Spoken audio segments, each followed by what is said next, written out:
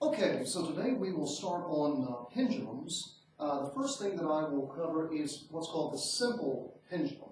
The meaning of simple is that you have an arm, a thread, say, which has no mass, and then all of your mass is at a bob down at the end of the string.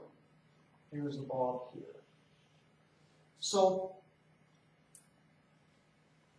what we've got here, let's say this is the ceiling, and you have a pivot at the ceiling here. This dashed line is our vertical. We're going to measure the position of the pendulum relative to the vertical line. Here is our arm of length capital L, and I'm going to be using lowercase l later on, so make sure that you separate your capitals and lowercase. That, by the way, is true all the time. If I write something capital or lowercase, make sure you're consistent with it because we may come across other things at other times. All right, so we have an arm of length L. We have a bob with a mass, lowercase m, there. And it makes an angle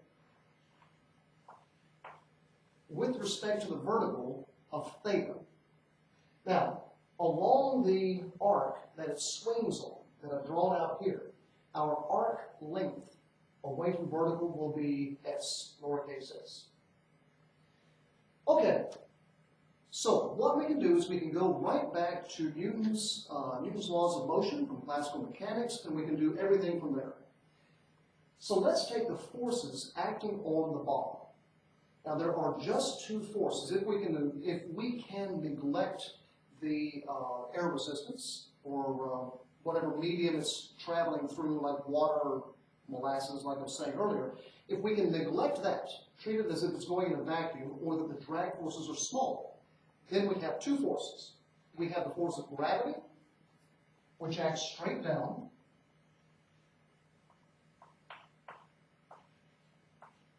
I'm going to mark it with a capital W for weight, and the magnitude is equal to mg. And then we have the tension. The tension in the arm pulls the bob in this direction. Now I say pulls, it is acting in that direction, but the bob, we're going to treat this arm as being rigid. The bob is not moving inward or outward. So here's the tension force. I'll use capital T for that. Now, let's see here. Well, let's write this down. Notice, by the way, I've drawn a coordinate system. I'll get to that in just a moment. So Newton's second law.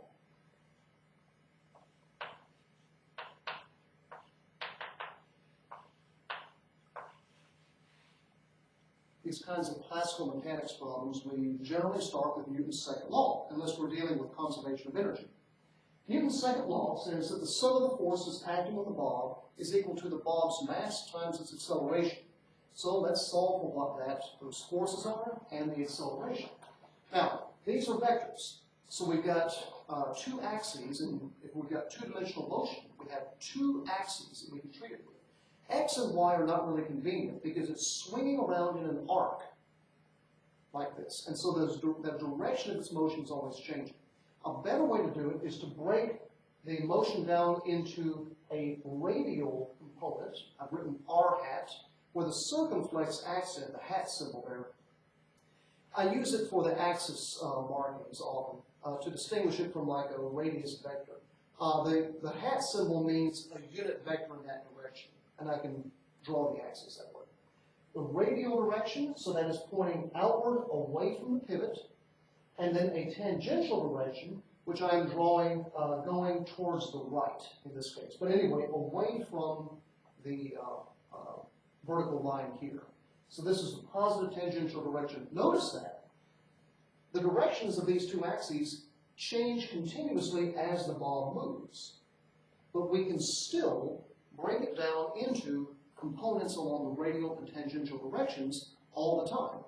The force will be changing continuously, which is fine, as the direction changes as well, but it works. So let's take the radial direction. So I have the sum of forces along the, now that I've identified an axis for it, I know which direction is positive, and I'm going to get rid of the vector symbols. So the sum of forces along the radial direction is equal to mass times the radial acceleration, which we know is 0. Because I've already said that this arm is rigid. There's no acceleration in or out on that. If it were elastic, flexible, there might be some. So sum of those forces is 0. You could go on from that, but it turns out we don't really need to do anything more with it.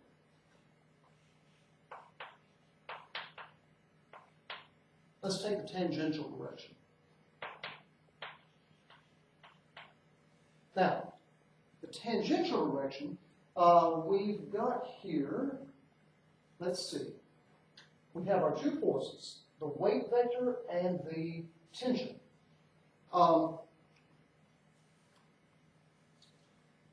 Let's see, the weight,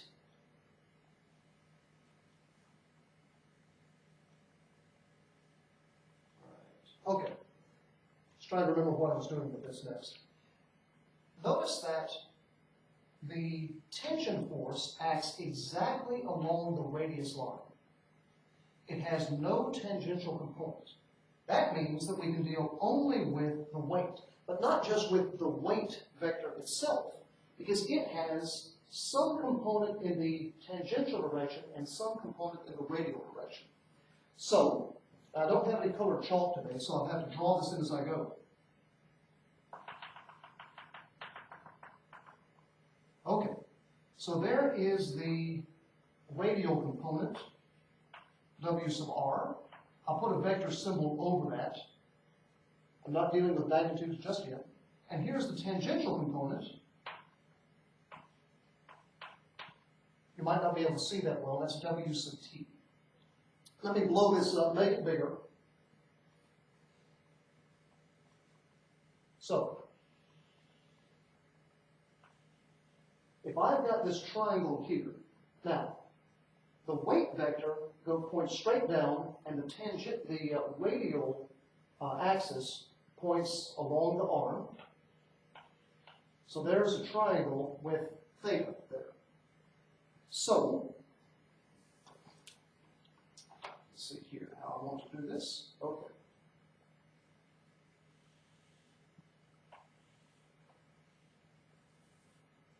There is this triangle where I have, you've always got a right angle when you've got these axes, and you have them. They have to be perpendicular to each other.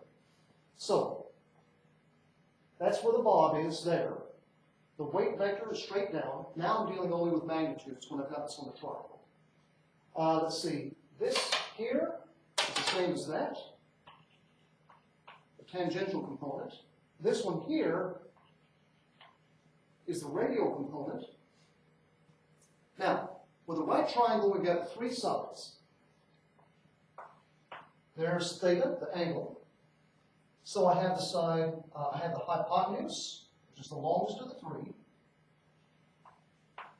I have the side opposite the angle, OPP for opposite, and I have the side adjacent to the angle, ADJ for adjacent. All right, so if I take my the usual SOHCAHTOA mnemonic for the right triangle rules, sine is opposite over adjacent, sine of theta is opposite over hypotenuse, cosine is adjacent over hypotenuse, and tangent is opposite over adjacent. Then, sine of theta is equal to WT over W. WT over W. I solve for WT.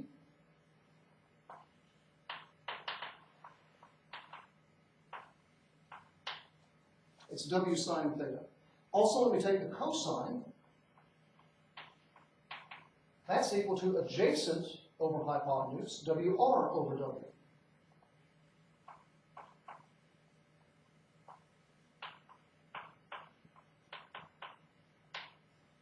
There. So W cosine theta is WR. So I can write those in there and there, but I'm running out of room, so I'll just copy them in later. Okay, so what I've done now, I have decomposed, I've broken down the weight vector into its radial and tangential components. What do we want? The tangential component. So, we write this up here. Let's see. Sometimes I think I want a little less light right on the board, but I don't have it. All right.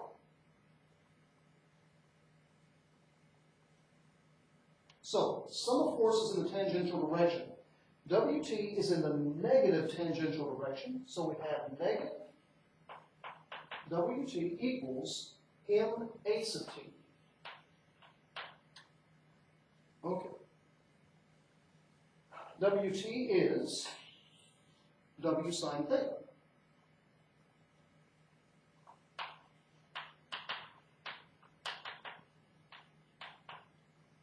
For that matter, the weight, W, is mg. The magnitude of the weight is mg. So negative mg sine of theta equals mass times a sub t, the tangential acceleration. Let's go ahead and cancel out the mass on both sides, and we're left with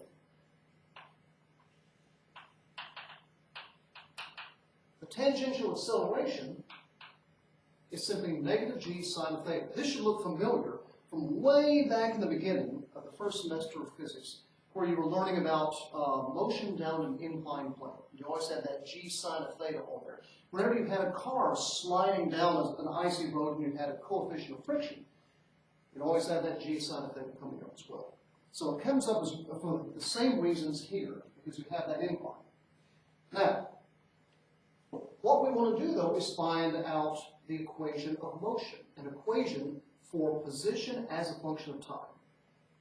What we're going to do then is to apply the meaning of acceleration.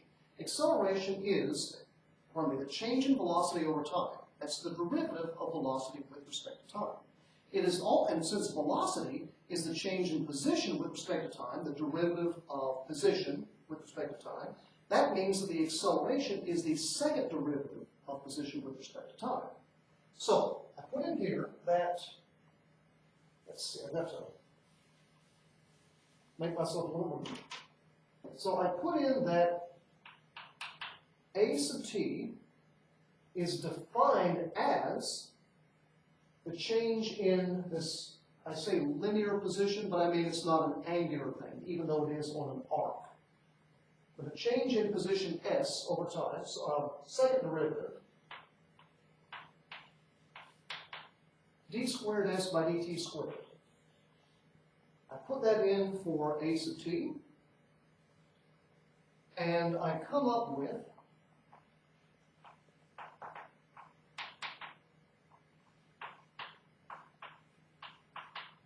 negative g sine theta is d squared s by dt squared. Now, I don't know about the rest of you. I don't really like having derivatives and trig functions all mixed in together. Derivatives are annoying enough sometimes. Trig functions are even more so. And the reason isn't because they are not linear. If you double theta, you don't get double the value of the trig function out. It oscillates. So what we can do is, if we were to restrict the motion of our pendulum to a small angle, and make sure that my arm is actually in the camera here, if it swings back and forth, not like this, or heaven forbid, around like this here, but if it's just a small angle like this, then we can use the famous small angle approximation. Now there are 2, 3, many different consequences of what's called the small angle approximation. And we'll use some others as we go. I might even introduce more than one of them here. If you were to graph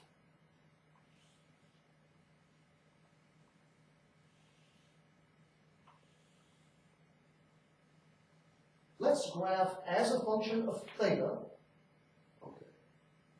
Make sure that that's clear enough here.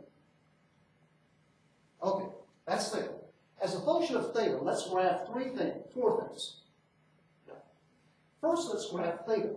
So theta versus theta, that's like graphing y equals x. It's just a diagonal line with a slope of 1.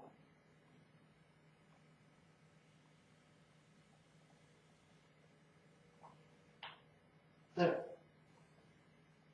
Now let's graph sine of theta. See where I'm getting at with this. Sine of theta, as it passes through, this is the origin here. Sine of theta is like that. Now I've drawn it a little, it's not quite that close. There we go. There. Okay, so sine of theta, you see,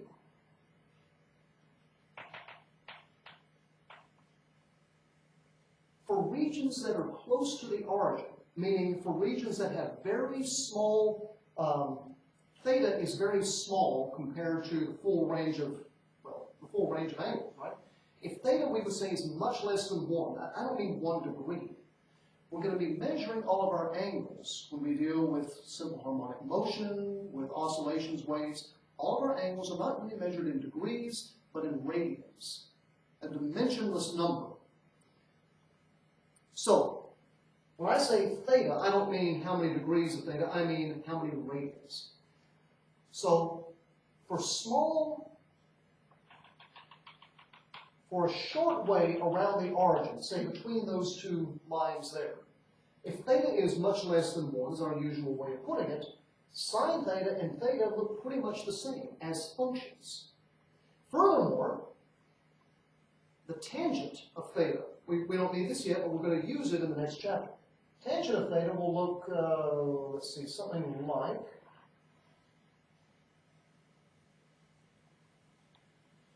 there.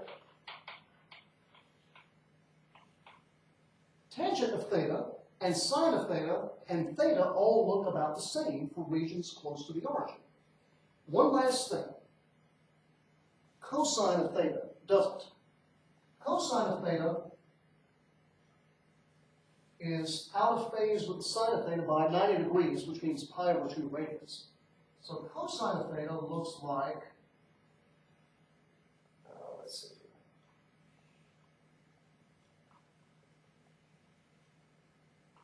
It's one of the worst drawings of cosine that I've done in a while. Nevertheless, it's -1, from 1 to -1. Cosine of theta for small theta is about equal to 1. You can approximate it as just the constant value 1 because it's at its peak, and it doesn't go up much on this side, it doesn't go down much on that side. So these are our small angle approximations.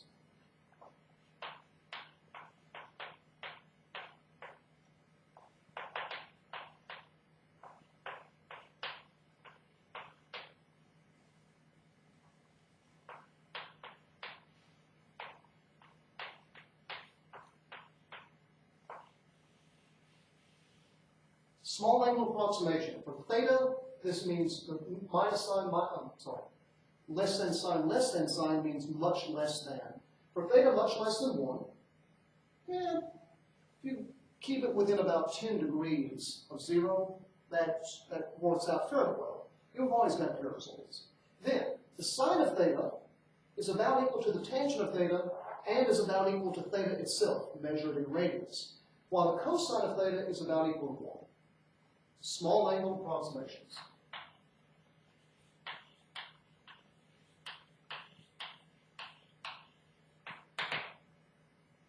Okay. Now, the reason that we're applying this is, if we keep the angle small, we get to simplify and get rid of our trig function right here. Life gets much easier. So, minus g theta is about equal to d squared s by dt squared. Now, in the next line, I'm going to drop the approximation, but I want to use it the first time through. Okay, now we've got this. We have to restrict it, though, so I've got to make the assumption. So, for theta much less than 1, And you've always got to note what assumptions you brought into it, because by the time you finish, you've got your system is derived. If you forget that, and you start making a pendulum swing around really wide like this, it doesn't behave what you expected at all. Okay. Now, let's see here. All right. The next thing I want to do is, now that I've got theta by itself, remember the definition of an angle in radians. Make sure that I can draw this out here. Okay. If we have a section of a circle, there's an arc. There's the center of the arc there. If we have, let's see, the circle has a radius r. I'll draw it up on both of these spots here. And we have an angle theta between those, so we've got a pi wedge here. And we have an arc length s, lowercase s, from here out to here. Then the angle is defined as s divided by r, arc length divided by radius.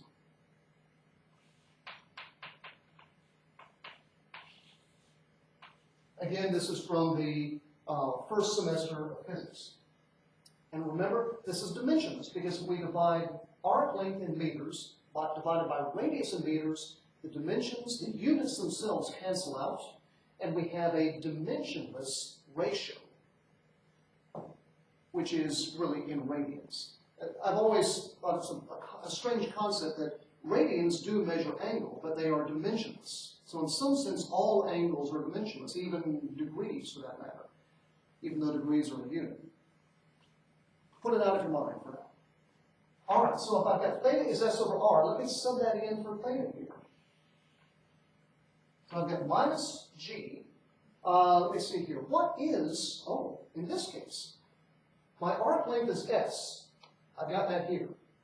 What is the radius of the circle? Of the circle that this is an arc of? It's capital L. So I've got s over L.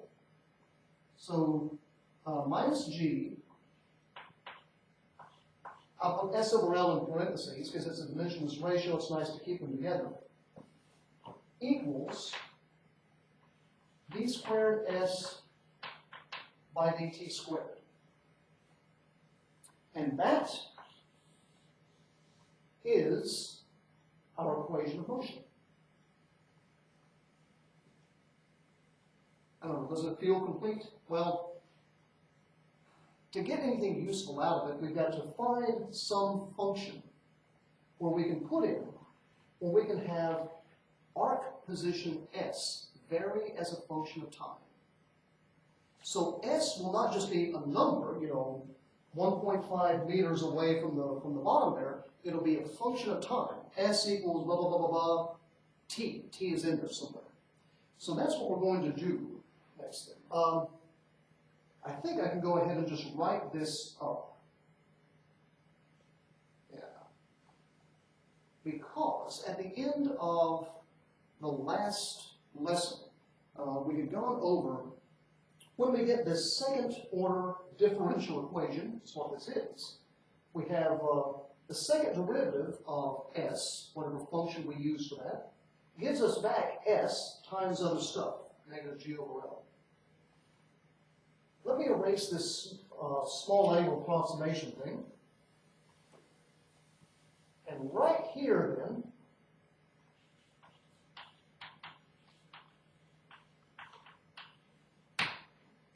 equation of motion there.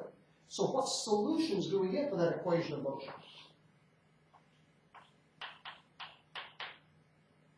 S as a function of t is equal to amplitude A times cosine of omega t plus phi naught being our phase constant. Okay, get there. That gives us position as a function of time here, or the angle, which is often very useful as a function of time, is equal to theta max, so the maximum angle away from it, corresponding to the amplitude. Capital A is the greatest distance, arc length, away from the origin. Theta max times cosine omega t plus phi naught, the same function there. Okay, where, let's see, both of those are valid solutions for position as a function of time. And omega, as we had from last time, omega is equal to, this is the angular velocity, is equal to the square root of g over L.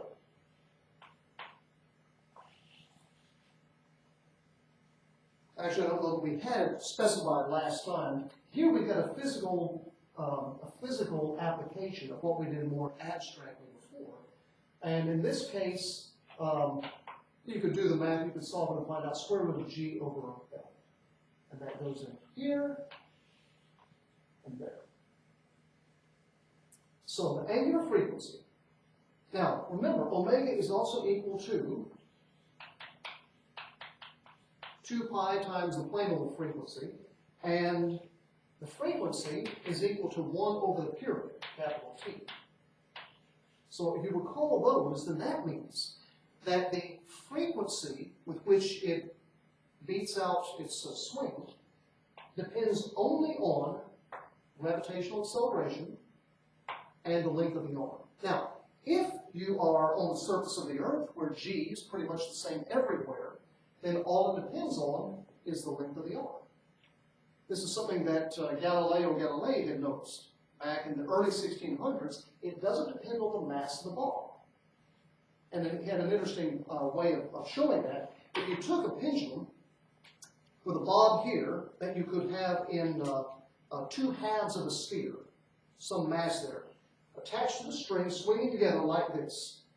Now imagine that you've got 2 threads side by side attached to the 2 halves of that bob. What if you unclasp the 2 and let them swing next to each other? Adjacent but not linked.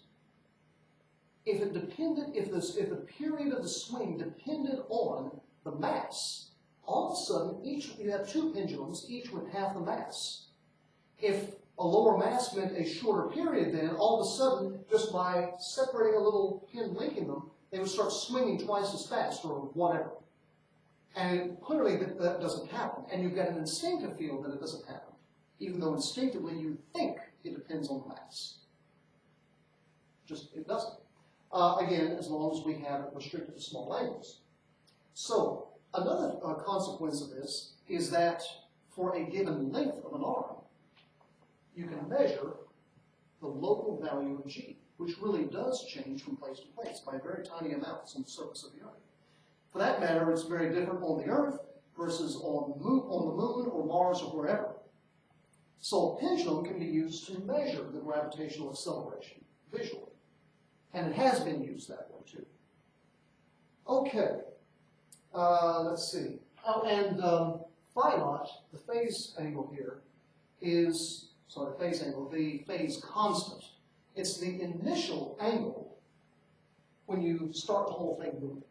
So if you pull this out and at time t, you let it go, actually, it doesn't matter whether you let it go at time t or not, it's where it is, which way it is at time t equals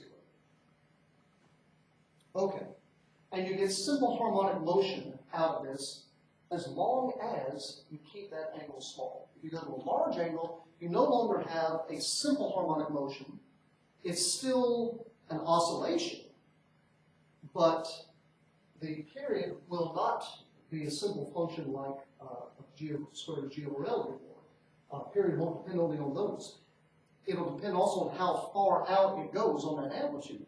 And this actually would bring you to chaos theory, what are called nonlinear systems, and we can't really get into those until much farther on into physics. Okay, let's see. So as I said, a nice application of this is that assuming that the gravitational acceleration on the surface of the Earth is constant, then the length is the key thing. Let's take another look at things.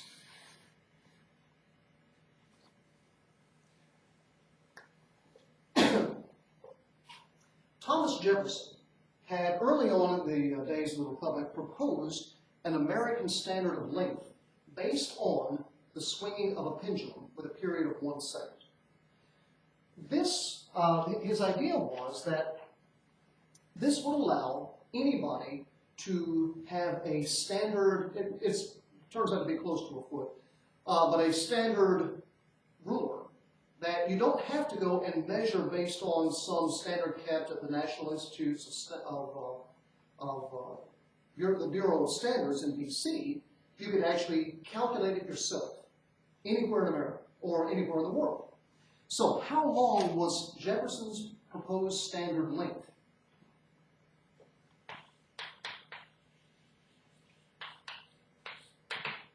So if you've got a period of 1 second, so we'll call this a second pendulum.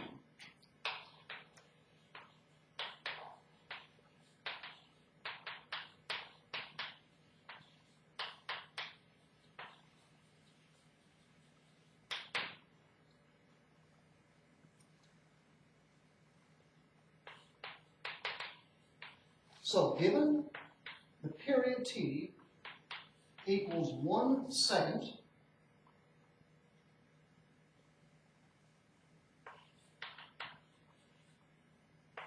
find the length L. Okay. Well, we know from before that it depends on square root of g over L, so let's see here. Let's see. So we've got T is 1 over the frequency, and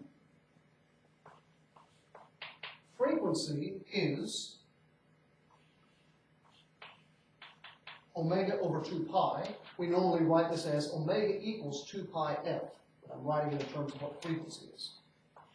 I substitute that in here.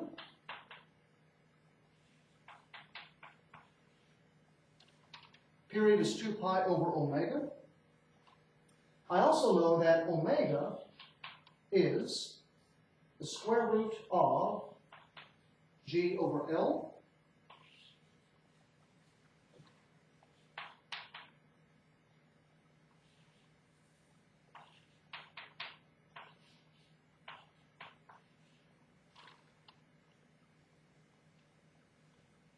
Okay, so I've got period is 2 pi square root of L over G.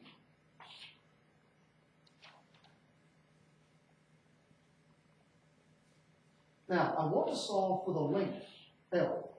So I divide both sides by 2 pi and I square them.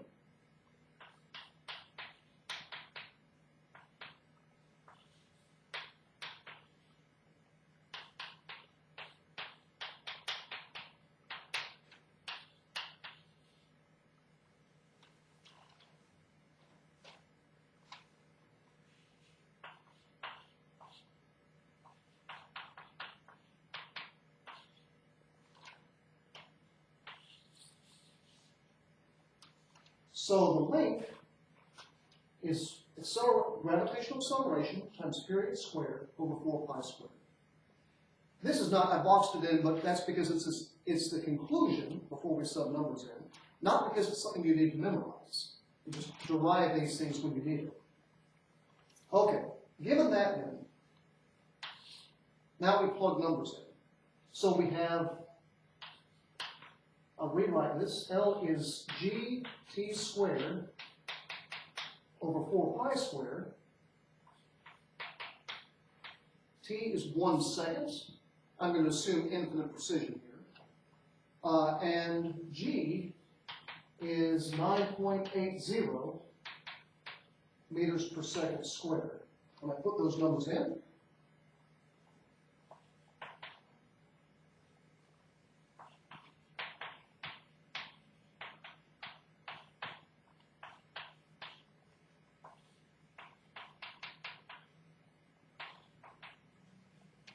look at the units.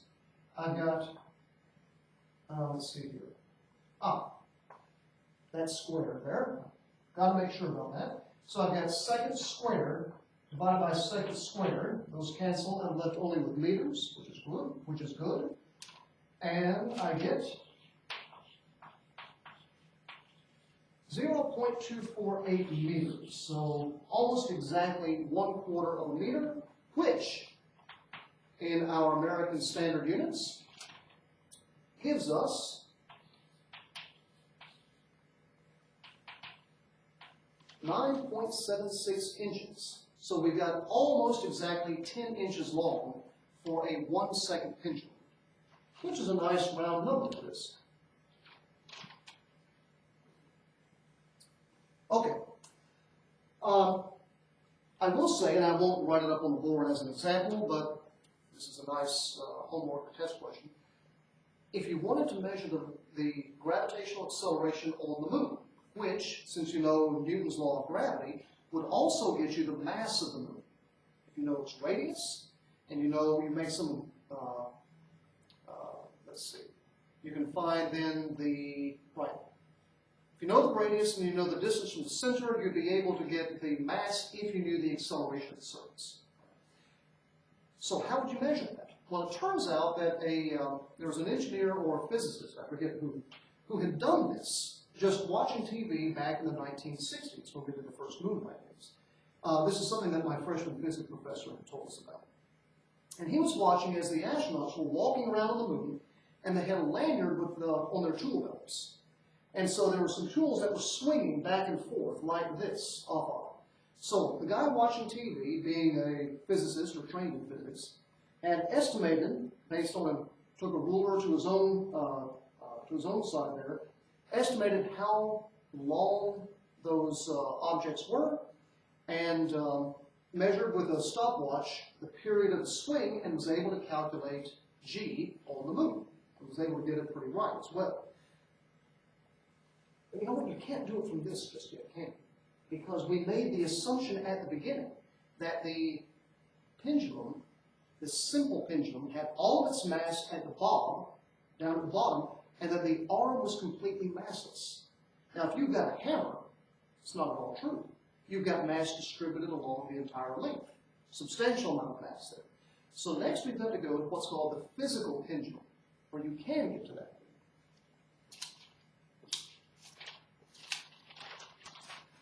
Okay, I'll move this back over to the original chalkboard.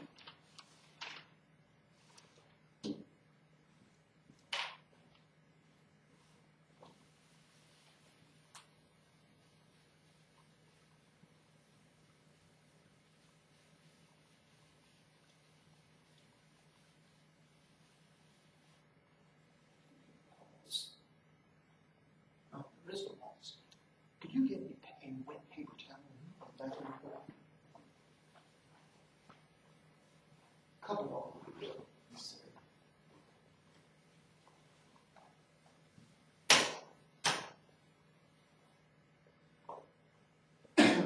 Okay.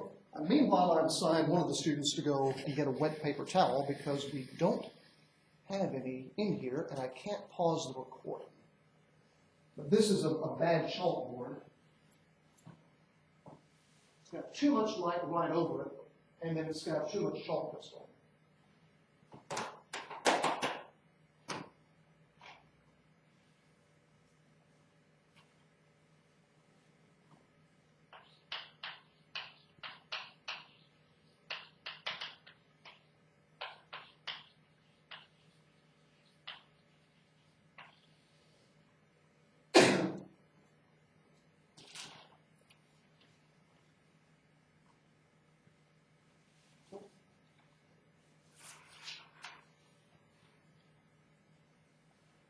Okay, in the case of the physical pendulum, we're dealing with a much better real-world situation where we could take our leg or the arm, for example, are pretty good examples of this, of a physical pendulum. The mass is distributed along the length, so we don't have the same length we were dealing with before, and we can't really even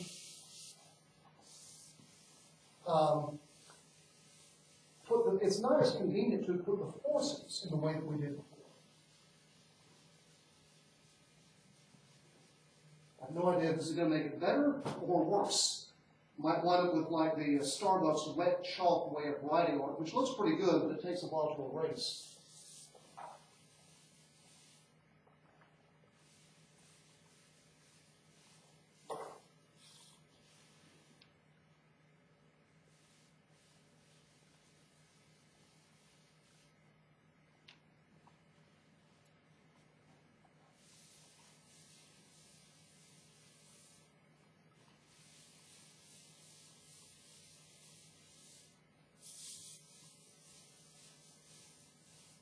I'll tell you though, this makes for riveting watching right here. If you're not watching paint dry, you're watching a chalkboard dry, which is almost as fun.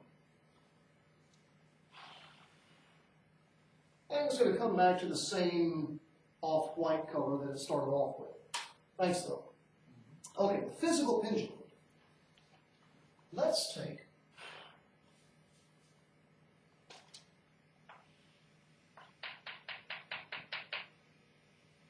looks a bit better, actually.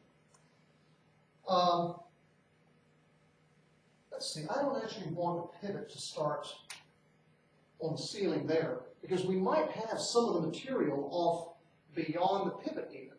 What if it's like the elbow here, where you've got that, the joint is kind of here, but you've got a little bit of material out behind it. Other things come to mind as well, but I think on the body I don't have a good example. All right, so let's have, there's our vertical line. We'll measure it from the same way we did before. Here's our pivot.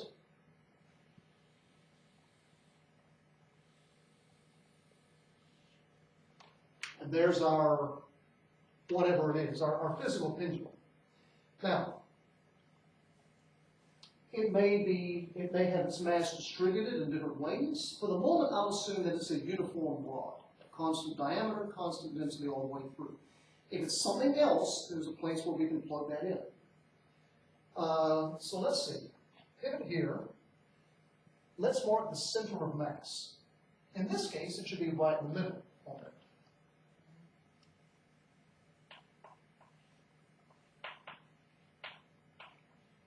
CM for center of mass.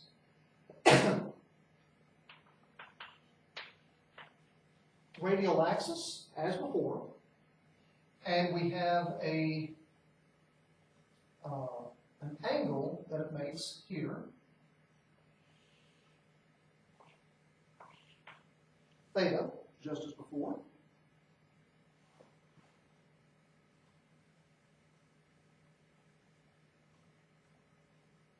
Okay.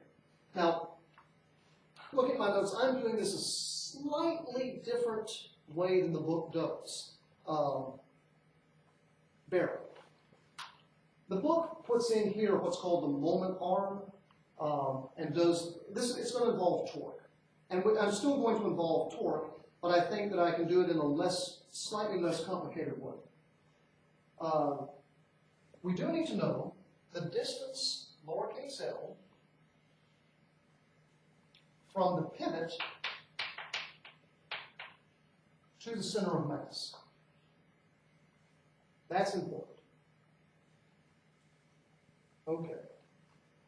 And, all right. Now, so we're going to solve the motion using torque. So you need to know what kind of object you've got.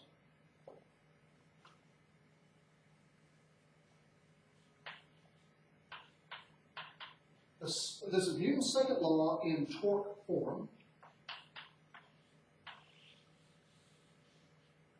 Newton's second law says that the sum of all the torques, tau, that's not a T but a tau, is equal to the moment of inertia, capital I, times alpha, the angular acceleration. So Newton's second law for rotational motion. Now, the torque, in this case,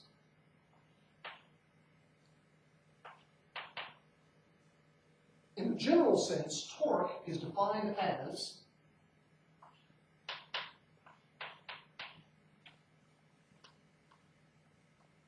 the cross product of the radius from from the center, or from the pivot out to where the force acts, crossed with the force acting on the object.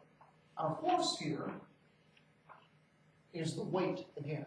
But remember, when you have an extended object with mass in many different places, the force of gravity effectively acts at the center of mass. That's why the torque approach is a useful thing for this guy. Okay, so the radius, this is where the force acts, from the pivot out to where the force acts. So the radius in this case is L.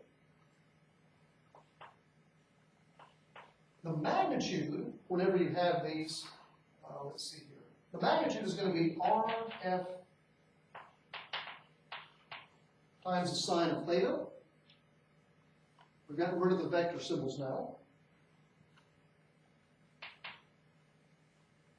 R is going to be lowercase l.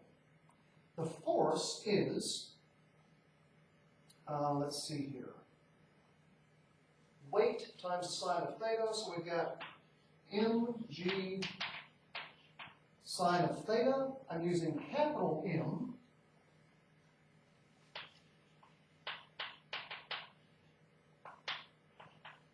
Rather than lowercase m, because we tend to use that lowercase m when we're dealing with point-like particles. And in this case, it's extended, made up of many tiny little particles in there, so we often use the capital M for that. And there's a negative sign. Now, the reason for that negative sign is that with the cross product, the angle is measured counterclockwise. Let's see here. Counterclockwise from the radius. So if the angle were measured out this way, we'd have a positive angle. But in our case, the angle is the same there. There's the force vector. There's the radius vector. It's in the negative direction. So I'm putting a minus sign in here. So negative mg sine theta. All right. Now I've got to give myself a little more room again.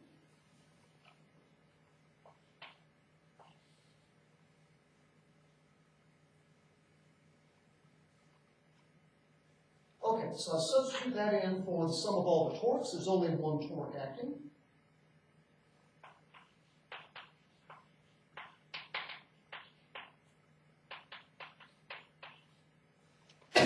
Equals I alpha. Let's use our small angle approximation again.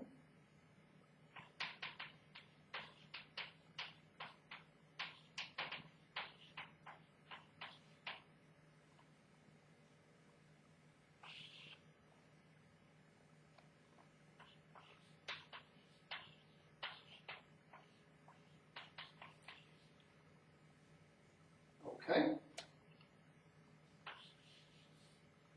There's the small angle approximation. Now, that makes this a much closer to linear. Well, it's linear at this point, but we're going to have a second derivative in there eventually. We're going to put in that angular acceleration is the second derivative of angle theta with respect to time.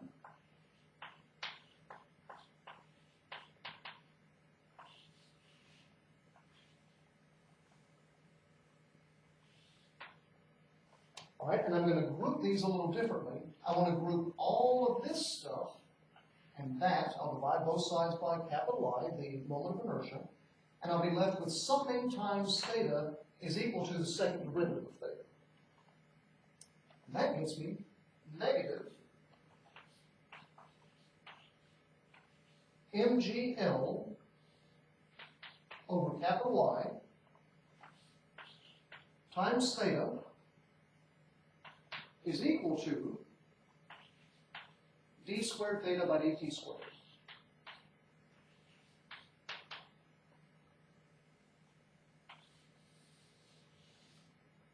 And that is our equation of motion. It looks more complicated than for than for the simple pendulum, but that's really just a matter that we've got extra terms in here.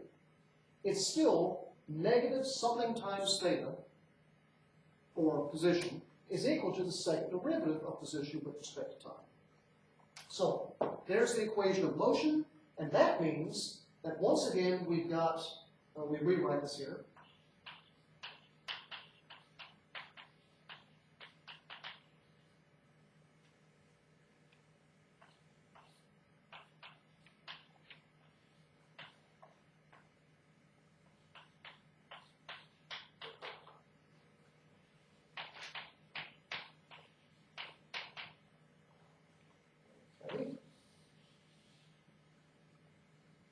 And the solution for angular position as a function of time, I tend to abbreviate solution as SOL apostrophe N, something I picked up from some grad school professors. It's going to be that same sine, or usually in practice cosine, that we had before.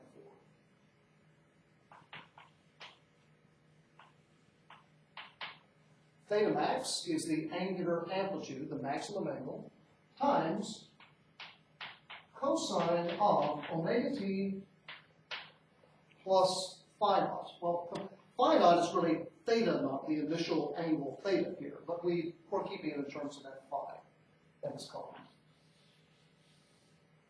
And in this case, if you solve this out, you would find that the angular frequency omega is equal to the square root, there's always the square root there,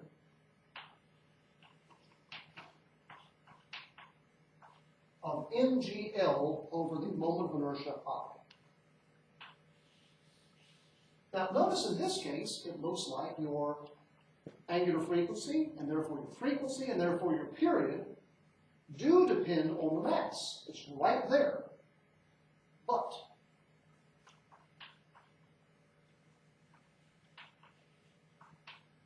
moment of inertia, look it up in the tables. It's always proportional to mass 2. So if you plug in the equation for the moment of inertia of the kind of thing you got swinging around here, you'll wind up with the masses canceling out once again. It's still independent of the mass in the end, but it does depend on the shape now and the distribution of that mass. Okay. For that matter, we can make a nice little problem out of, bring it into biology. So why do people have a given walking pace? In this case, I'm not going to talk about the stride, the length of the stride, but rather the period of that stride. How long does it take for you to go from one step with your right foot to the next step with your right foot? That's the pace, the period of the pace.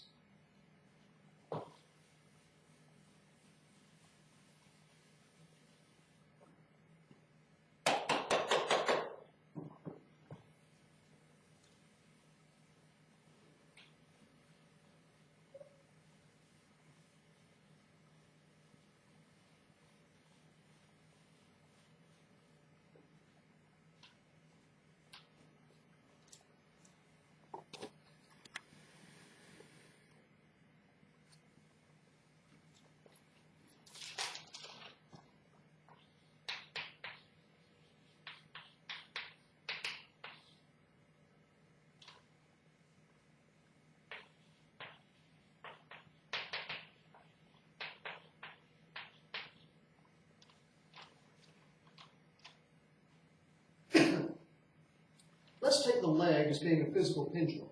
If we make the leg rigid, not exactly true, of course, then there's our pivot, there's a vertical line,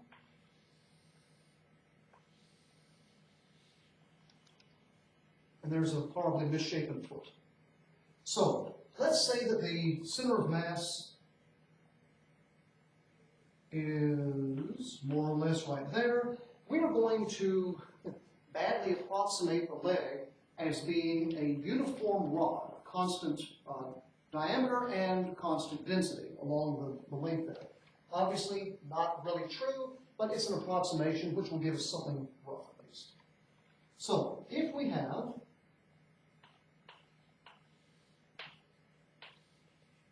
a total length of the leg of L, and if it really were a uniform rod, then the center of mass would be halfway down.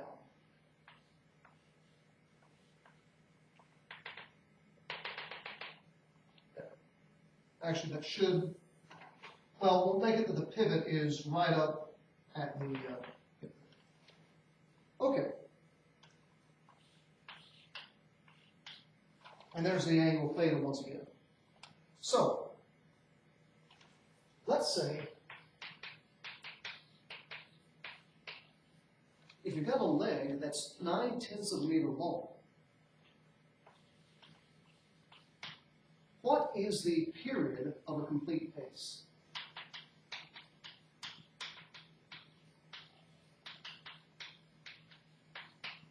Now remember, that doesn't mean from your right step to your left step, but between two right steps, or between two left steps. So we're going for capital T. So,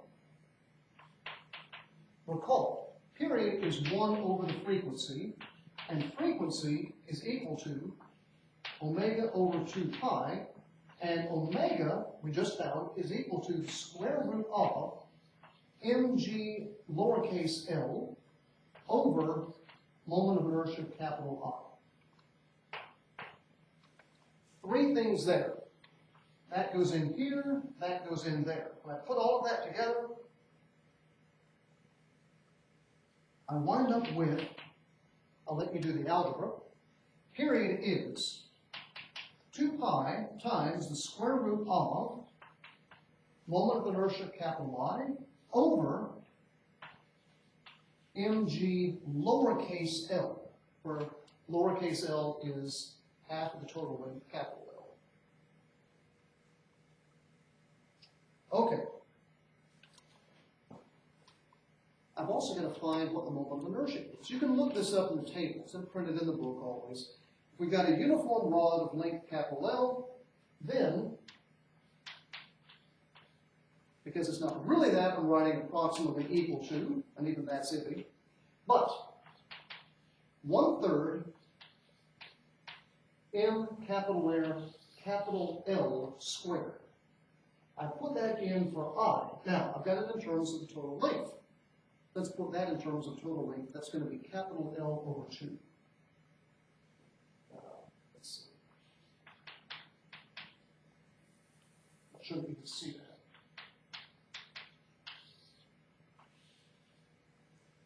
Okay, 1/3 capital M L squared over mg L over 2 squared. So I'm going to have a 2 that comes up into the numerator.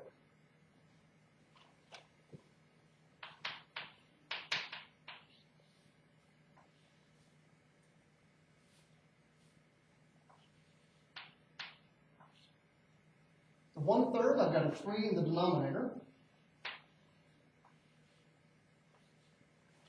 Make sure that that's right.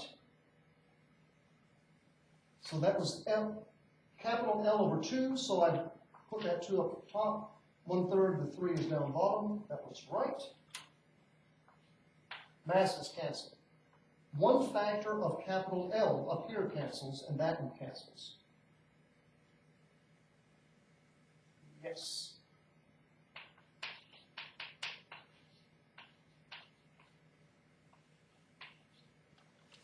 So I've got 2L, square root of 2L, capital L, over 3G, all times 2 pi. I put in the numbers. L is 0.9 meters. G is 9.80 meters per second squared. Take the square root, multiply by 2 pi, and I come up with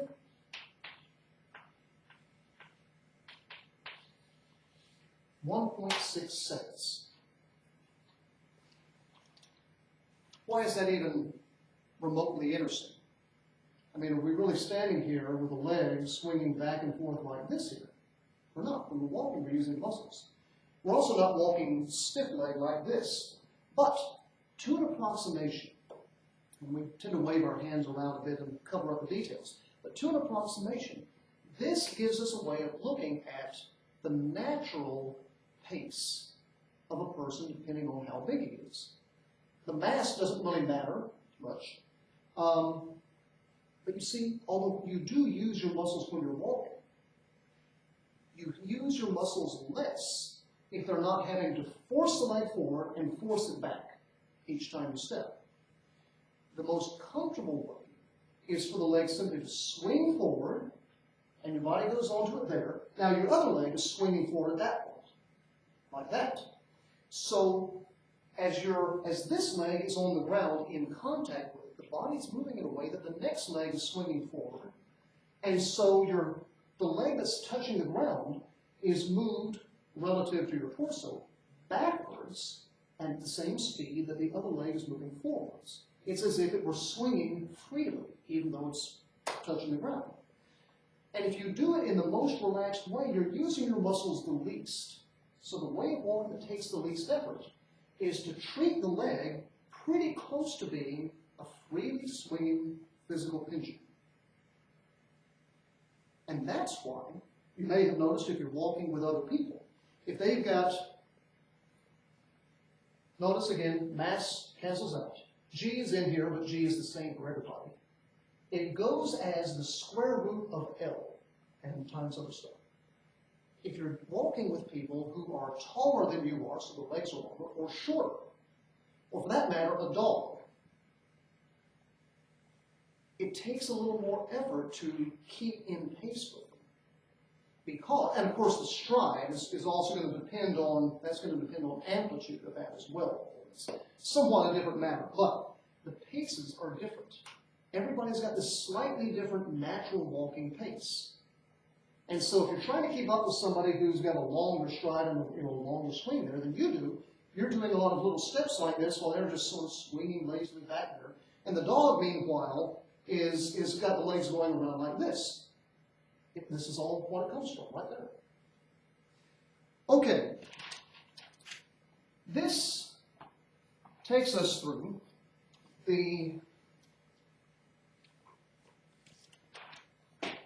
details of oscillations. I do want to mention in passing, though, some things just qualitatively. I won't cover the math on this, but the idea of a damped oscillation and also of resonance and forced oscillations.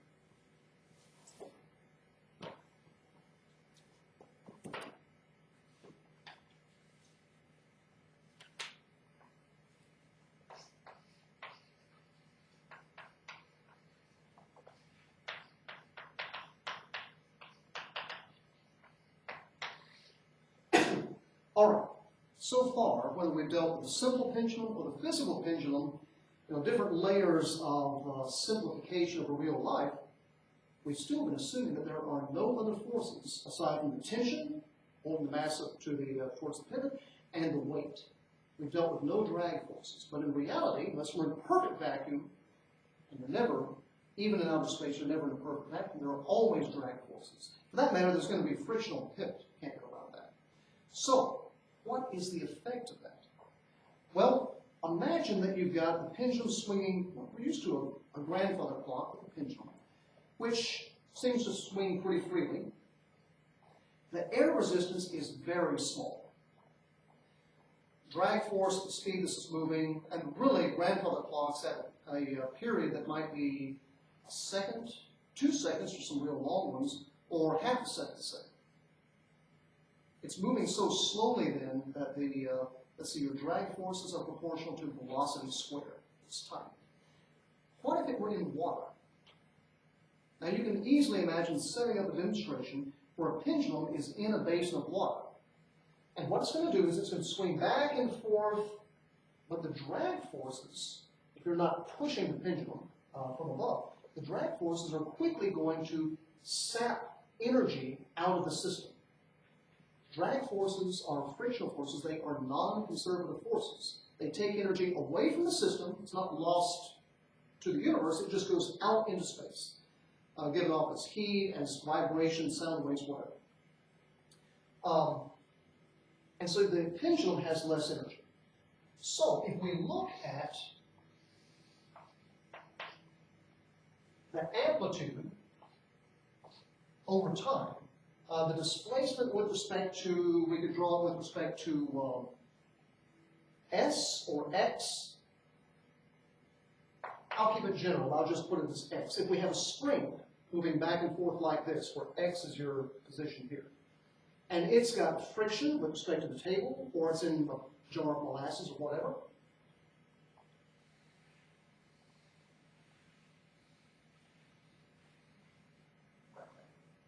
that's what happens there. Notice what is going on.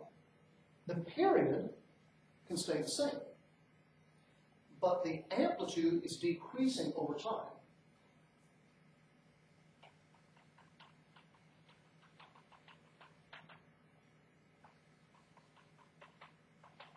I haven't drawn it perfectly there, but you get the picture.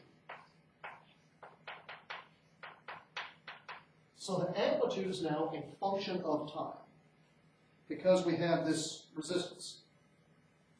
And the depending on how strong the damping force is, the damping is the whatever the resistant force is, then you can have what's called a critical damping, or a let's see here, or underdamped or overdamped, or so on like this. And that goes along with the idea of does it have many oscillations as it goes on down, never actually getting to zero, never coming to a complete stop. Because as the amplitude decreases like this, the velocity, and its maximum velocity, which is when it's crossing the zero line, is lower and lower and lower.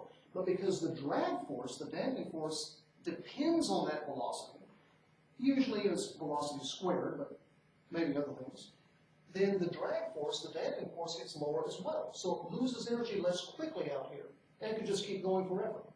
But you could have a situation where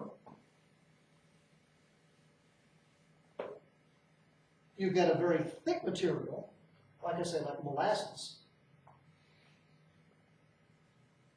Let's see. And it is effectively zero after the first time over. Let's see here. You can have it like that, where it kind of goes past a little and then it asymptotically approaches, never crossing again. Or you can have a situation,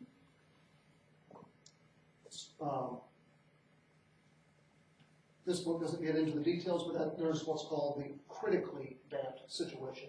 And then there's overdamped, where